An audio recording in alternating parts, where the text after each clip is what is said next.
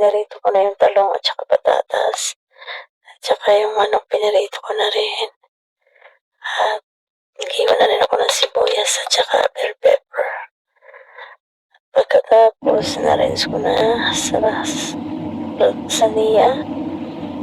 At saka nagawa na rin ako ng sauce niya. Ayan. Nilagay ko na yung sauce. Pagkatapos niya mga langga, pinagdagan ko na rin siya ng krema. Ayan.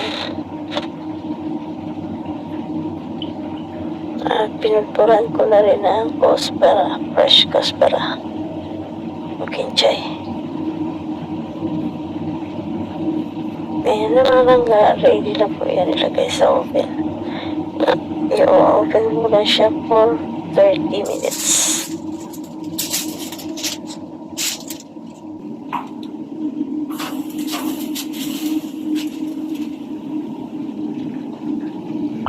A few moments later. At ito na po yung aking finished product ng aking in-oven na manok. Thank you mga palangga. Don't forget to subscribe my YouTube channel and click the bell button.